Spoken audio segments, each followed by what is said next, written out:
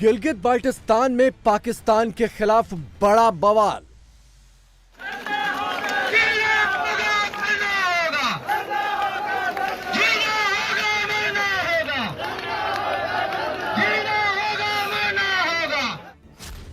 PoK से गिलगित तक बगावत की भीषण आग। आप कहते हो गिलगित बाल्टिस्तान हमारा सर है, लेकिन पांव के नीचे रौंदने की साजिशें क्यों करते हो? तमाम जितने भी गवर्नमेंट सेक्टर लेवल पे ऑफिस हैं, असेंबली पर ताला लगेगा, फिर गिलगित बाल्टिस्तान में जनाब वाली खुशहाली आएगी। इंडिया लोकसभा में उनकी सीटें कौमी से अपनी असेंबली में दिखाई जाए काले कपड़े चढ़ा के। सब्सिडी बहाल होगी लेकिन हुकूमत मौजूद नहीं होगी। ये हुकूमत का भी खात्मा करेंगे इंशाअल्लाह हम। Gilgit Baltistan not part of Pakistan. Gilgit Baltistan Pakistan का अन्य हिस्सा नहीं है। पूरे गिलगित बाल्टिस्तान और पीओके में पाकिस्तान के खिलाफ कोने कोने पर मोर्चा खोल दिया गया है। पाकिस्तान की अपनी जमीन से बेदखली के लिए गिलगित बाल्टिस्तान के लोगों ने शुक्रवार 24 नवंबर का दिन पहले ही मुकर्रर कर दिया था। गिलगित बाल्टिस्तान के कारोबारी, सरकारी और निजी शिक्षक, मजदूर, किसान, घरेलू महिलाएं और स्कूल कॉलेज के छात्र सबके सब सड़कों पर निकल आए।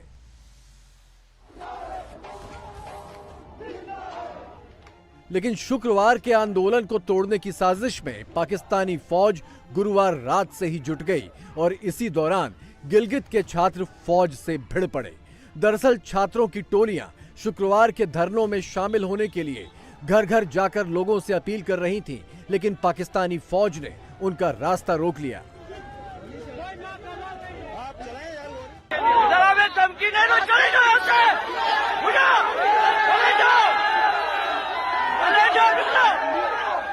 कोई ना कलाल नहीं है, इधर धमकी दे दी। जरा वे धमकी दे दो, चले जाओ यहाँ से। मारो गोली मारो, मारो मारो। इधर आके तलबा के सामने कलाशें लोग दिखा ले। ये गैरत लोग आके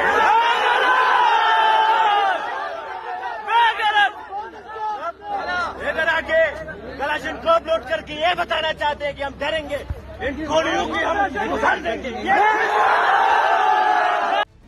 गिलगित बाल्टिस्तान में जान बचाकर भागी पाकिस्तानी फौज। हथियारबंद पाकिस्तानी फौज को छात्रों ने खदेड़ा। बंदूक दिखाकर धमकाने वाली पाकिस्तानी फौज को आखिरकार गिलगित बाल्टिस्तान के छात्रों के हौसले के आगे मैदान छोड़कर भागना पड़ा। अब बारी पाकिस्तानी सरकार की है। सब्सिडी बहाल होगी लेकिन हुकूमत मौजूद नहीं होगी। ये हुकूमत का भी खात्मा करेंगे इंशाअल्लाह हम। यहाँ पे गंदम की सब्सिडी ख़त्म करते हैं, उसके साथ हमारे ज़मीनों के ऊपर भी कब्जा कर रहे हैं। आप पाकिस्तान में हर चीज़ पे सब्सिडी देके, पाकिस्तान में इंसान बैठ के गिलगित बाल्टिस्तान में कोई जानवर है? पंजाब में वहाँ पे शहजादे बैठ के यहाँ पे कोई नौकर है? हम बराबरी के लोग हैं, हम बराबरी के बुनियाद पे बैठना चाहते हैं। हम इस चीफ सेक्रेटरी को पैगाम देना चाहते हैं, ये गिलगित बाल्टिस्तान है, यहाँ जो भी फैसला करना है होश हवाश में बैठ के करना है। गिलगित बाल्टिस्तान एक मुतनाज़ा खित्ता है, यहाँ पे IMF का कोई कानून लागू नहीं होता है।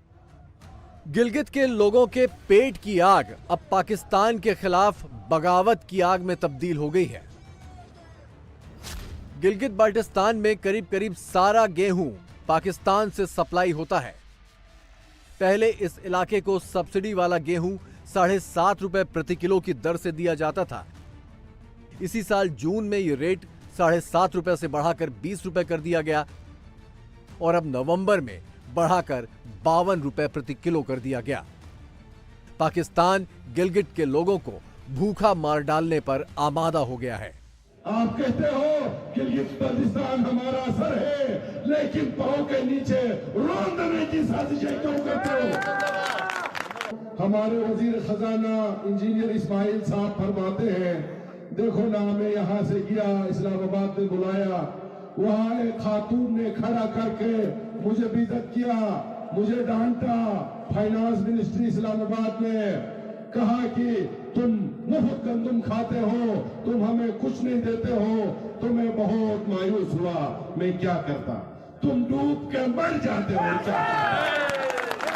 यहाँ पे जमीनों की बंदरगाह में आप लोगों ने किया क्या है? पुराने पाकिस्तान वाले, नए पाकिस्तान वाले असेंबली में सब मिले हैं, सब मिलकर गिलगित बाल्टिस्तान के अवाम पर ड्रोन हमला किया है। गिलगित बाल्टिस्तान की सिर्फ 2% जमीन पर खेती होती है, इसीलिए अनाज के लिए ये इलाका पाकिस्तान पर निर्भर है। पाकिस्तान ने कुछ सालों तक सब्सिडी वाला गेहूं दिया, लेकिन अब खुद पाकिस्तान के पास खाने को नहीं है तो यहां क्या दे? यहां की नदियों से बनी बिजली पाकिस्तान जाती है, लेकिन गिलगित बाल्टिस्तान में अंधेरा रहता है। पूरा पाकिस्तान हमारे दरिया से सैराब हो चुका है जनाब, और हम खुद लोड शेडिंग के मातम कर रहे हैं। 22 घंटे की लोड शेडिंग है। एक MRI का मशीन नहीं है आपके पास, एक्सरे नहीं है आपके पास, डॉक्टर नहीं है, मेडिसिन नहीं है उसके अंदर। हमारे जनाब आलिशाही ऑफिसर और हुक्मरान इस ऐवान में बैठे हुए बड़े डाकुओं को लाके वहां के खजाने को लूट कर लाकर यहाँ कमीशन देकर वहां हुकूमत कायम करते हैं, और उन्हीं के आलाकार बनकर गिलगित बाल्टिस्तान के अवाम को हुकूमत कर रहे हैं। वफाक के साथ अब हमारा जंग होगा, और उस जंग में हजारों नौजवान पार्लियामेंट हाउस के बाहर आएंगे। गिलगित बाल्टिस्तान के एयरपोर्ट बंद होगा, चीफ सेक्रेटरी बंद होगा, तमाम जितने भी गवर्नमेंट सेक्टर लेवल पे ऑफिस हैं, असेंबली पे ताला लगेगा।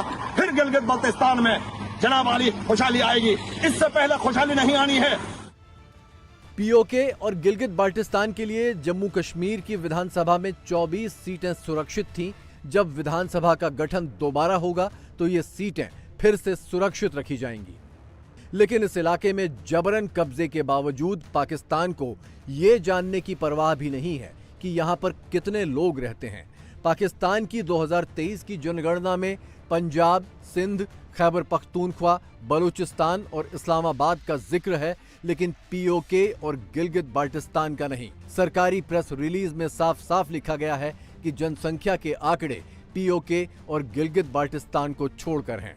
Gilgit Baltistan not part of Pakistan. Gilgit Baltistan Pakistan का आईनी हिस्सा नहीं है। गिलगित बाल्टिस्तान महाराजा की 84,471 मरबा मील जिसका फैसला होना बाकी है, उस 84,471 मरबा मील के अंदर आते हैं, जिसके ऊपर यूनाइटेड नेशन में खान लियाकत अली खान और पंडित नेहरू के सिग्नेचर है। जब 35 लाख गिलगित बिल्तिस्तान के रहने वालों को तुम अदालती हुक्म के बावजूद उनका हक ना दो, और इंडिया लोकसभा में उनकी सीटें कौमी अपनी असेंबली में दिखाई जाए काले कपड़े चढ़ा के, और 66 साल से वो तुम्हारे पाकिस्तान की वफादारी करे 16 स्केल से ऊपर, गिलगित वाले को गिलगित में ही नौकरी नहीं है, पाकिस्तान में क्या मिलेगी?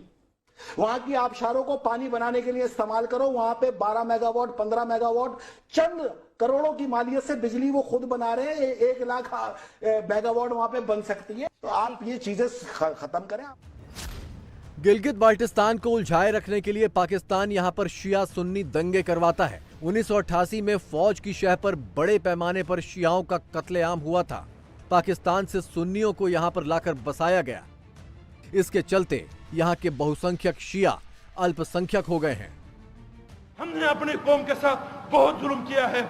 हमने अरब ट्राइबल जंग को गिलगित में लड़ा है, सुनिशिया की शक्ल में। ये जंग अरबों की थी, ये गिलगितियों की जंग भी नहीं थी। हमने नहीं सोचा है सही मानों में हम अपनी धरती के अंदर नहीं आ सके। जो फिरकावाराना फसादात हुआ था, ये भी कोई फिरकावाराना फसादात नहीं था, किसी ने करवाया था। फितना फसाद का खदशा है। अभी अल्लाह का शुक्र है सर, सब बेनकाब होकर सामने आ रहे हैं। कम से कम मेरे जैसे लोगों का भी अभी आंखें खुल गया है। यानी कि यहाँ पर जो जीबी के साथ अच्छा कर रहे हैं वो भी सामने आ रहे हैं, जो गलत कर रहे हैं वो भी सामने आ रहे हैं। यहाँ बेनकाब हो रहे हैं।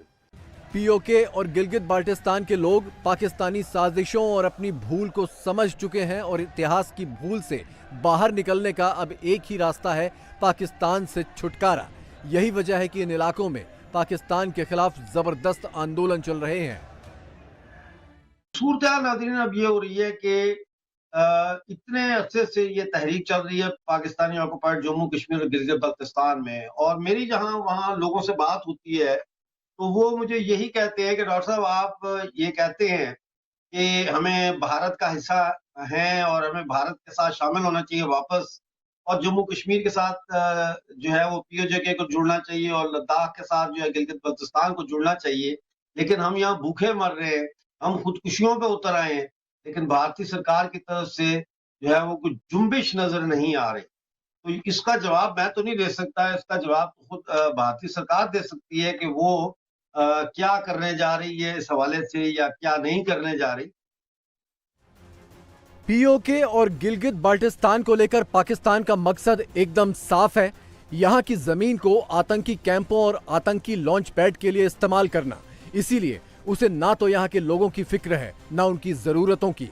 जम्मू कश्मीर में आतंकी धंधे का हेडक्वार्टर पाकिस्तान ने इन्हीं इलाकों को बना रखा है। देखिए, कुछ की जब हमने पहचान करने की कोशिश की तो कुछ ऐसे हमें मिले कि वो रिटायर्ड फौजी थे। जहां तक यहां पर जो अभी ऑपरेशंस चल रहे हैं, पाकिस्तान की कोशिश होती है क्योंकि यहां पर लोकल रिक्रूट्स नहीं हैं और वो फॉरेन टेररिस्ट लाके यहां पे कार्रवाई करना चाहते हैं, तो इसलिए हमारी कोशिश यही है कि जितने भी फॉरेन टेररिस्ट हैं उनका खत्म करें। पाकिस्तान के नफरती एजेंडे से अलग पीओके के लोग अपनी विरासत और जड़ों की ओर लौटना चाहते हैं। इसी नजरिए से हाल ही में कुछ लोगों ने यहां के खंडहर पड़े 5000 साल पुराने शारदा पीठ पर 75 साल बाद फूल चढ़ाए थे। ये जो पत्थर हैं, इनमें से मुझे अपने अजदाद की खुशबू महसूस हो रही है। मैं उन हाथों को देख सकता हूँ जिन्होंने इन पत्थरों को पहले तराशा और इतनी बुलंदी पे ला के इनको नस्ब किया। तो एक मोहब्बत का जज्बा उन लोगों के लिए जिन्होंने हज़ारों साल पहले इल्म के इस मरकज़ को तामीर किया था, तो एक अकीदत का जज्बा दिल से उभरता है उन लोगों के लिए।